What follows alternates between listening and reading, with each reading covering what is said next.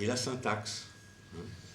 Le fait de dire, c'est quelque chose qui va être d'abord, qui va s'imposer comme vérité. Et puis immédiatement, évidemment, ça peut être détruit. C'est là que je fais la différence entre l'esprit critique et les esprits forts.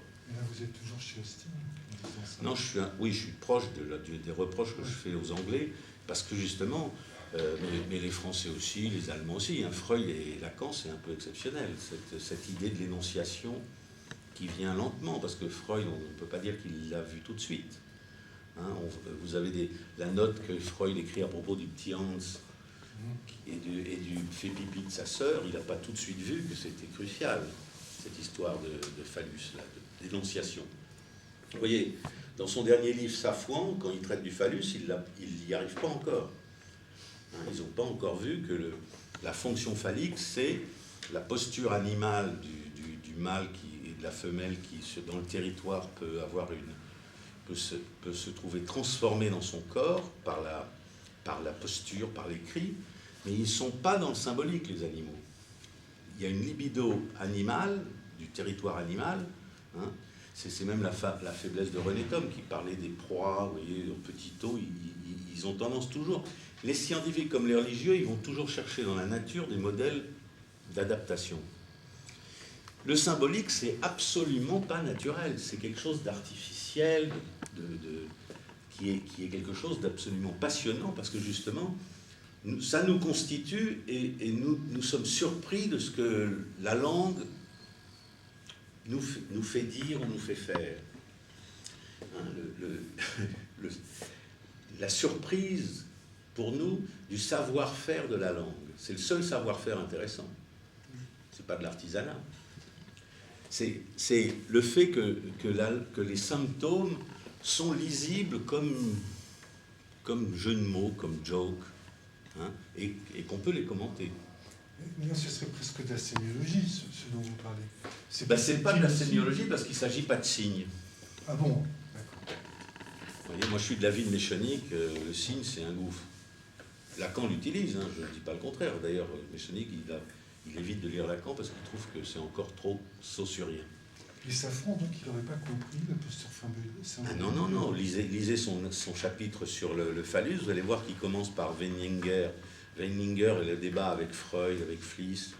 Vous savez, le sexe, les femmes et le judaïsme et l'antisémitisme.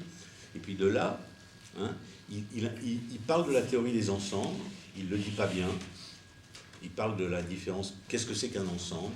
Il veut parler de la définition d'un ensemble kantorien, mais il n'y arrive pas bien, c'est un peu bâclé, et puis ensuite, pof, il s'embarque dans une conception du symbolique qui est une conception imaginaire.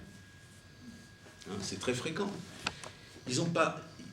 Moi, ce qui m'a permis de me rendre compte de ça, c'est Hans. C'est quand Freud dit qu'il y a là, à propos de la parole, il dit il y a une assimilation posée d'emblée et jamais expliquée. Il le dit 3 fois dans son œuvre, Freud. Ça.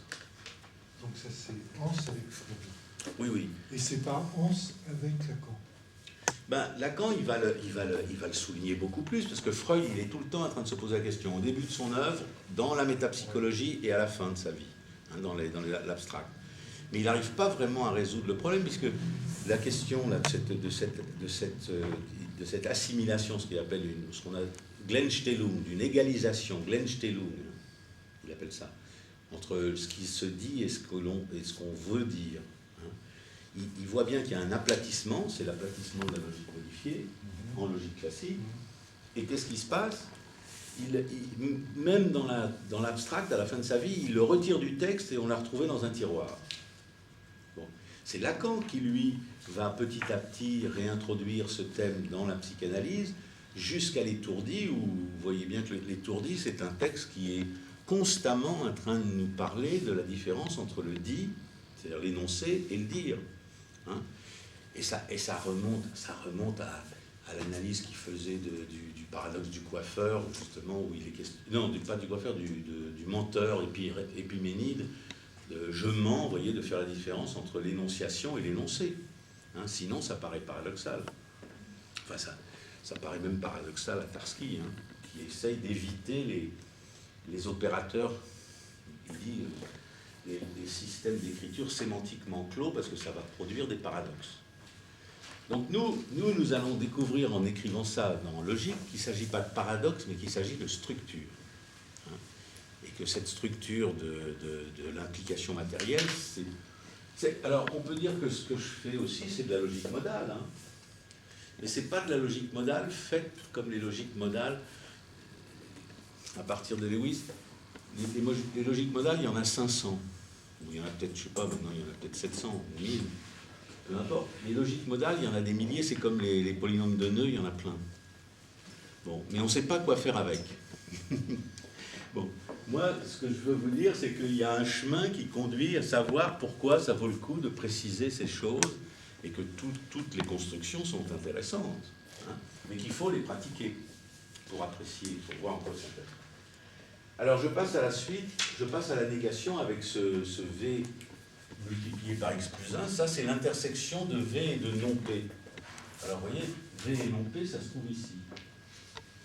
Et puis ensuite, j'ai plus U facteur de x plus 1 plus 1. Alors, comme j'ai déjà insisté sur le fait que 1 plus 1 c'est 0, ça vous fait UX. Donc l'intersection de U avec P. Oui, à la place de P ou de X, plutôt, j'ai mis, ici c'est P plus 1, et ici c'est P plus 1 plus 1. Bon. Donc c'est, ici c'est V intersection non P, hein, P c'est ce cercle, V est là, vous avez ici ces deux zones que vous conservez, et U qui va venir jouer le rôle du faux, logique, hein, c'est l'intersection avec P, c'est-à-dire U, c'est ces deux zones-là. Donc j'assure, je supprime tout le reste. Voilà. Hein, et je répète encore une fois que ce ne sont pas des diagrammes ensemblistes, ce sont des diagrammes de Lervel, c'est-à-dire que ce sont des duplicates graphiques, c'est une écriture graphique, pourquoi pas, mais d'étapes de vérité. Alors qu'est-ce qu'on constate? Eh bien, on constate donc qu'il y a une intersection entre P et non P. Et tout ça va marcher très très bien si on définit tous les connecteurs classiques. Parce que maintenant, il faut mettre ça en fonction dans tous les connecteurs classiques. Donc les connecteurs classiques d'un nœud logique, on va les appeler, hein, on va fabriquer plus indice UV, multiplier indice UV. Bon, on va prendre n'importe quel connecteur classique et on va fabriquer le connecteur UV. Le connecteur déformé, modifié. Alors, je donne la formule, parce que j'ai donné la formule du foncteur, je vais donner la formule de la modification d'un connecteur quelconque. Θ indice UV, hein, pour deux expressions X ou Y, c'est égal à UV plus U plus 1 V que multiplie X θ Y plus U que multiplie V plus 1 que multiplie X θ étoile Y. Qu'est-ce que c'est que ce θ étoile? Ce θ astérix. Qu'est-ce que c'est que X θ astérix de Y? C'est ce qu'on appelle le dual morganien de Morgan. Et donc la manière la plus directe de l'écrire pour avoir une définition, c'est de dire qu'il s'agit classiquement en algèbre de non X θ Y. Ah non, de non X, non X, de non X, θ, non Y. Il y a trois négations. Bon, alors, ça va devenir compliqué à écrire. Et c'est la condition pour que tout ça puisse avoir le moins d'intérêt. Alors, je vous donne tout de suite un tuyau. Voilà, l'exercice que je vous propose, dont on pourra parler dans la suite, c'est d'écrire tous les connecteurs classiques, θ, là, tous ces connecteurs. On peut les écrire en termes d'abord, on peut les engendrer par exemple par la négation et le ou, par la disjonction et la négation. On peut les étudier, donc il faut étudier les connecteurs. Ici, ça c'est la logique des connecteurs, la logique de la coordination. Ces connecteurs, ils sont réputés connecteurs de coordination. C'est la coordination aussi bien dans la langue que dans la... Hein? Bon, c'est pour ça que je trouve que c'est un peu vache que Mme Imbert, elle nous dise que les connecteurs de Łukasiewicz, la logique de la coordination, que lui appelle le calcul des propositions, malheureusement. Et ça, c'est le thème des explications que je vais vous donner, que j'ai commencé à vous expliquer la semaine dernière, à propos des propositions et des concepts en logique. Parce que là, je réduis le problème à la logique de la coordination, c'est-à-dire au premier composant de la logique. Parce que ce calcul de la coordination logique, eh bien, elle joue un rôle dans le calcul des prédicats quantifiés, mais elle joue un rôle que justement on ne peut pas apprécier, qui pose un problème à tous les étudiants, si on appelle ça, cette logique de la coordination, si on l'appelle logique des propositions. Parce que dans les prédicats quantifiés, au premier ordre, vous avez des prédicats que Husserl adopte le vocabulaire de Frege, qui les appelle fonctions propositionnelles. Et Frege, il était très imprégné de l'importance de ce qu'il appelait ces fonctions propositionnelles, de les appeler fonctions propositionnelles alors qu'il s'agit de concepts. Et ça va faire les gorges chaudes de tout le XXe siècle, entre logique des propositions, logique des concepts, logique des prédicats, entre la vérifonctionnalité, parce que les connecteurs de la coordination, ce qui importe, c'est l'étape de vérité, c'est la vérifonctionnalité. Ça, c'est le problème. Vérifonctionnalité. Bon. Il y a la vérifonctionnalité, c'est l'étape de vérité, mais c'est aussi l'algèbre de Boole, c'est ce qui donne lieu à ces calculs algébriques, qui, au bout d'un moment, avec un peu de pratique, c'est quand même beaucoup plus efficace que de faire ces tables de vérité, d'arriver à un calcul algébrique effectif. C'est une arithmétique, elle est surprenante, puisqu'il y a ce 2x égale 0 qui est la conséquence de l'axiome de Boole, x2 égale x. Alors ça aussi, c'est un petit exercice que vous pouvez vous proposer, de démontrer à partir de x2 égale x, le carré de x est égal à x, en algèbre, dans un anneau, vous avez ça, x2 égale x, et ben, vous voyez que ça va impliquer que 2x égale 0. Ça aussi, c'est pas trivial. Bon, vous voulez que je vous montre comment on fait, ou vous voulez chercher d'abord? Hein? Il faut l'écrire. 2x2 égale x, ça veut dire que x multiplié par x, c'est égal à x. Hein. C'est le produit, le carré, c'est le produit. Vous l'aviez fait la semaine dernière en mettant x plus 1 carré égale x. Ah, donc je l'ai déjà montré. Donc je peux le montrer, si je l'ai déjà montré, pour que tout le monde le voit. Enfin, le voit, mais moi je vous propose de le refaire pour votre propre compte. Alors vous pouvez regarder l'enregistrement qui a été fait de la semaine dernière, et puis ça, vous allez avoir l'occasion d'essayer de le faire vous-même, non? Puis on en parle la semaine prochaine. x2 plus 2x plus 1 égale x plus 1. X plus 1 au carré est égal à 2x, oui. À x2 plus 2x plus 1, oui. Et c'est égal du coup à x. À x plus 1. Et ensuite, il suffit de simplifier un peu là. Donc si vous savez faire un peu d'algèbre, vous arrivez... Si vous calquez un peu sur l'arithmétique, vous allez y arriver. Mais on peut en reparler justement, ça. Parce que vous avez une difficulté déjà avec ça. Est-ce que cette fois, quand je l'ai expliqué, vous avez capté un peu comment je fais? Oui, ça avance? Non, non, c'est vous. Je n'avais pas compris comment se construisait les Comment on met les hachures? Vous voyez que la difficulté, c'est que je passe par les choses qui sont non hachurées, mais surtout la difficulté, c'est qu'il faut lire cette expression. Il faut la traduire graphiquement. Hein? Et ça, c'est l'intersection. Ça, c'est l'intersection, le produit. Hein? Le produit, c'est l'intersection, c'est le et la somme, c'est la différence symétrique en logique. Donc, si vous venez de l'écriture en logique de la coordination, des connecteurs de coordination, vous avez là une traduction.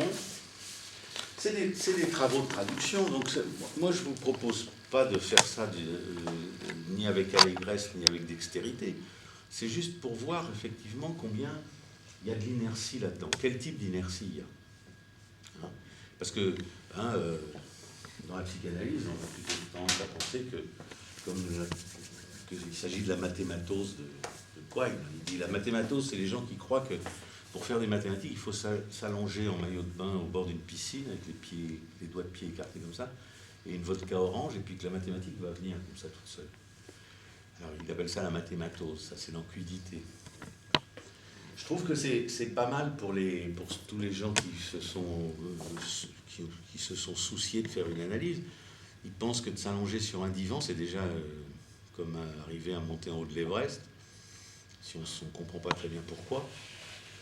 Et puis en plus, ensuite, il suffit d'être allongé pour que peut-être qu'il se passe quelque chose.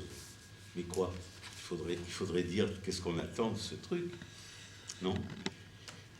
Qu'est-ce que c'est que la psychanalyse? C'est sûrement pas la confession, le fait d'aller parler à quelqu'un pour avoir des révélations comme ça. Vous voyez? Et Lacan l'explique.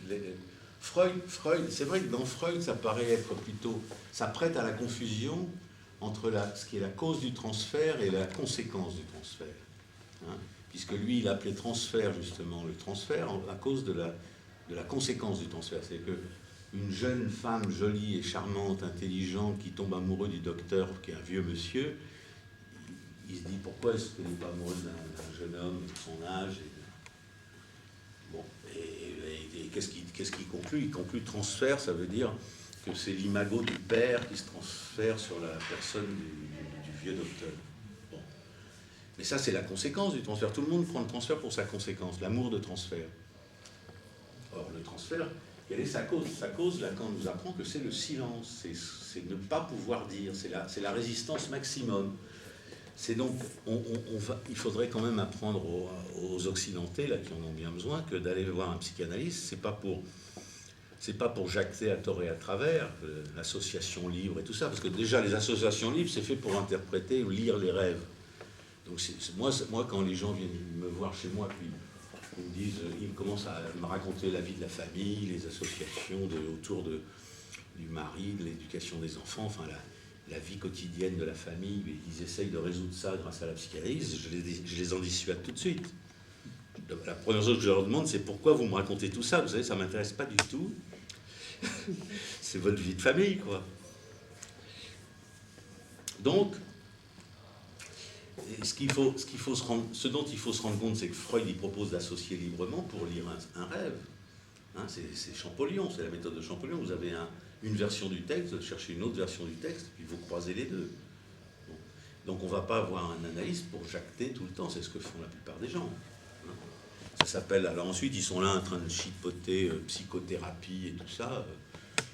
Ça tourne à ce que Freud appelle la réaction thérapeutique négative.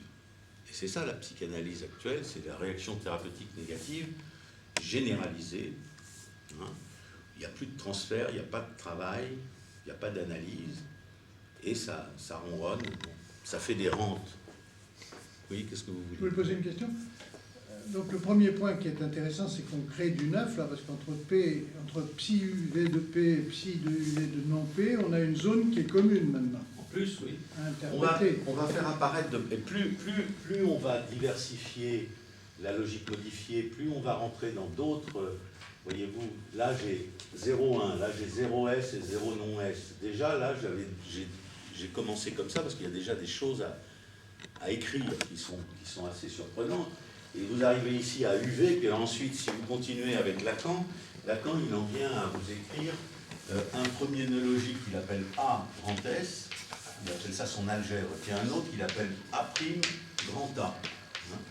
Et même, il a fait 2 cercles pour un nœud logique, et c'est ça que je vais vous expliquer aussi dans la suite, et un autre disque, ce sont des disques troués dans lesquels il met de la couleur. Ça, c'est pour expliquer la logique du fantasme.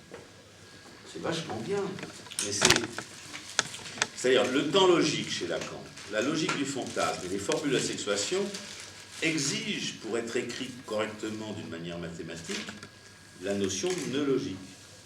C'est pour ça que je vous en parle, parce que les apories logicisantes de Lacan, vous voyez, donc voilà, ici vous avez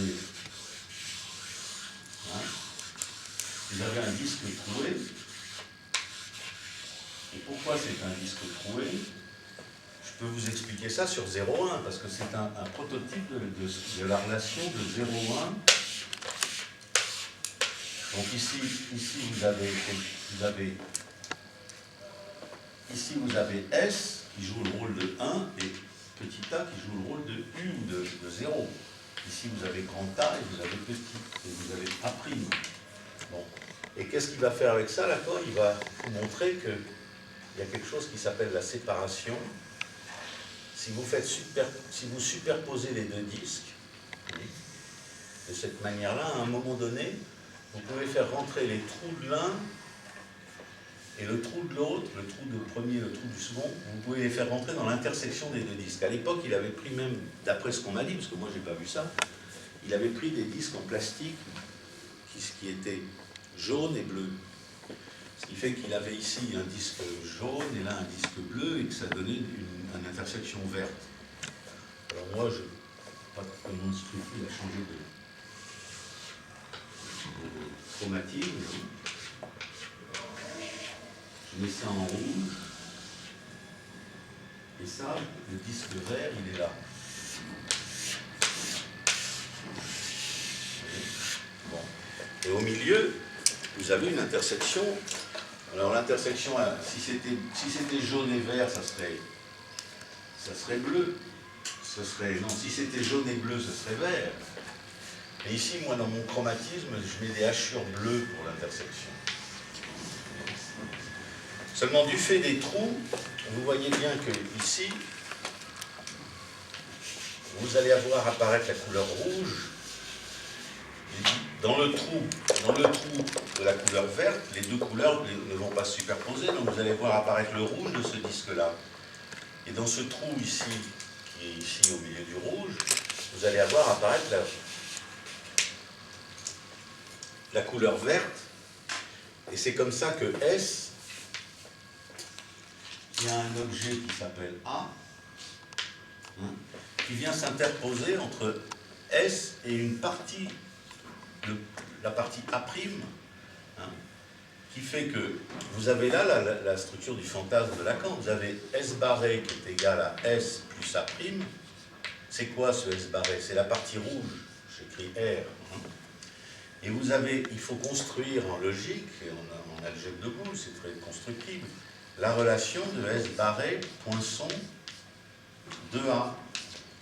A étant en vert, vous voyez, A, S, R, le rouge, c'est S barré, c'est S A', c'est tout ce qui est rouge. Et vous avez A, qu'on va appeler, ce qui est vert dans l'intersection. Bon. Là, c'est la partie de A, du grand A qui est vert. Mais ici, vous avez le A qui prend la couleur de l'autre et qui vient couper en 2 le sujet. D'où la barre sur le sujet, il est bien coupé en 2. Comment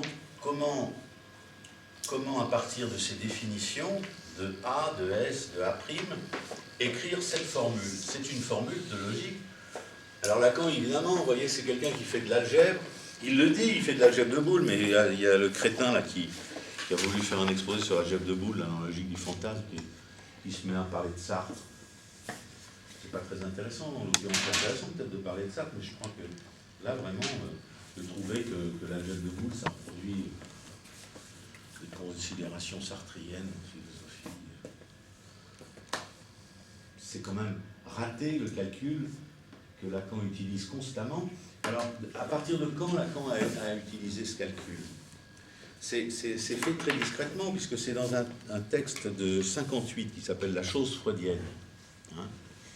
Tout ça, c'est l'aboutissement avec les formules de sexuation, le temps logique, et ces questions de ces exercices lacaniens. C'est la conséquence de toutes ces écritures. Chacun des deux nœuds logiques, c'est la chose qu'on va faire la prochaine fois. La prochaine fois, on va faire ce qu'on appelle, on va pas faire seulement la vérifonctionnalité de la logique classique. On va vérifier que ceci, voilà, avec ces constructions-là, il faut vérifier le nœud logique. Vérifier le nœud. Ça veut dire quoi? Est-ce qu'il s'agit bien de la logique classique? Ben oui, parce que vous avez affaire, grâce à ces deux définitions, grâce à cette définition-là, si on la généralise, vous pouvez vérifier quoi? Vous pouvez vérifier que en logique classique, vous avez 0 différent de 1. Et 0 implique 1. C'est ce qu'on appelle justement parfois, c'est la manière la plus simple, c'est pas la seule manière de l'écrire, le paradoxe de l'implication matérielle, que le faux implique le vrai. Tout ça, c'est lié comme paradoxe au fait qu'il y a une analyse insuffisante du truc. Et même, je vous dis, Lewis, quand il introduit les logiques modales, il commet une erreur à propos de l'analyse qu'on peut faire de cette implication, du paradoxe de l'implication matérielle. Et que tout ça, c'est un connecteur qui s'écrit 0 n'est pas impliqué par 1, que Lacan appelle le vel. Hein, le vel du ou. C'est un ou logique, qui est ni le ou inclusif, ni le ou exclusif. Vous avez le ou de P ou Q, vous avez le ou exclusif de P différent de Q. Faites les diagrammes de Lervel, la manière de ces diagrammes, si vous voulez voir ça. Et vous allez avoir le vel qui est une non-implication. P n'est pas impliqué par Q. Donc vous avez un OU qui se présente ici dans les diagrammes de Lervel pour deux lettres. Vous avez 3 zones pour la disjonction. Ici, vous n'en avez plus que 2. Et là, vous n'en avez plus qu'une. Donc ça, c'est un truc que les logiciens ne sont pas capables d'imaginer. Vous voyez, vous regardez, ici, ça s'écrit comme ça, le diagramme. Vous avez P et Q. Les hachures, elles sont là, pour le OU. Ce qui fait confondre souvent, je vous dis, le OU avec l'union ensembliste, qui est une erreur. C'est plutôt l'union ensembliste qui relève de ce connecteur logique. Ensuite, vous avez ça. Vous avez la différence symétrique. Vous avez des hachures ici. Donc, la différence symétrique, c'est très intéressant parce que c'est justement le contraire de l'identité matérielle, de l'équivalence matérielle, c'est-à-dire de l'équivalence, qu'on pourrait dire symétrique, qui donne lieu aussi à une réflexion. Mais vous voyez que vous n'avez plus que 2 zones. Bon, ça c'est fromage ou dessert. Vous avez droit aux 2. Hein, autrefois, dans l'instant, c'était comme ça. On avait droit aux 2. Quand on allait dans un routier, on avait droit. Sur la carte, il y a marqué fromage ou dessert, mais on pouvait avoir les 2. Puis comme la crise économique est venue, mais ça, je vous parle, c'est des choses qui se sont même passées dans les années 60. Fromage ou dessert, à un moment donné, ça ne voulait plus dire que vous choisissez l'un ou l'autre, mais vous n'aurez pas les 2. Merde. Bon, moi, je regrette cette époque. Hein. Et puis ensuite, ici, vous avez quoi? Vous avez une disjonction, la bourse ou la vie, où vous voyez bien que ce vel aliénant, il est comme ça. C'est la non-implication de Q dans P. La bourse ou la vie, ça veut dire que vous ne pouvez pas choisir cette zone. Donc, qu'est-ce que c'est? C'est pour ça que c'est un vel aliénant. Ça se présente comme comme un choix qu'on vous propose. Mais c'est un choix complètement piteux, puisque La bourse ou la vie, si vous donnez la vie, vous allez perdre les deux, la bourse et la vie, donc vous êtes obligé de donner la bourse. Il faut être Lacan pour imaginer que cette disjonction, hein, elle s'inscrit dans le droit fil des deux autres. Hein. C'est là que Madame Imbert, la philosophe qui dit que la logique mathématique que la coordination c'est idiot et que ça n'a aucun intérêt. Parce que c'est vrai, elle s'intéresse à la navigation de Platon. C'est très intéressant ce qu'elle fait, mais elle préfère phénoménologie, logique et phénoménologie. Moi je ne m'occupe pas de phénoménologie. Hein. J'essaye pas de sauver la métaphysique platonicienne comme Badiou ou comme Madame Imbert. Je m'occupe de quelque chose de contemporain, d'actuel. Vous voyez que ce genre d'exercice de logique, c'est quelque chose qui est actuellement encore loin d'être, je dirais, à la portée des pauvres gens qui veulent pratiquer la psychanalyse. C'est ce que vous voulez dire. Là, vous avez fait une erreur ou pas en mettant P et P? P et P, où est-ce que j'ai mis P et P? Ouais, c'est Q. Ah oui, ici. Oui, vous avez raison. Bah, au moins. Alors, dans le style des grandes questions, j'ai une question. Oui, vas-y. Pourquoi vous mettez petit U et grand V? À la salle, vous avez parlé. D'accord. Ouais, vous avez parlé à la salle, il faut sortir. Oui, On la ferme. D'accord. Là, ça va pas être rasé, il faut passer à la salle. Oui, on s'en va. Voilà, tout de suite. Merci. Entendu. La deuxième, c'est quoi la deuxième? Qu'est-ce qu'il a? Bon, on va s'arrêter. Ouais, Qu'est-ce que vous voulez dire? Pourquoi vous avez mis un petit U et un grand V? Alors, un petit U est un grand V. Il y a une raison? Ben oui, la raison, c'est à cause de Lacan. Grand S et petit A. Ah. Ça répond à votre question. Ouais, voilà, ça répond parfaitement. Bon. Mais c'est pas la peine d'être désagréable, c'est quelle heure? Il n'est que 8h30. Ah non, à 8h30, ah ben, je vais dire. Et il est où, le type, là? Il est où, C'est violent. Oui, c'est quelque chose.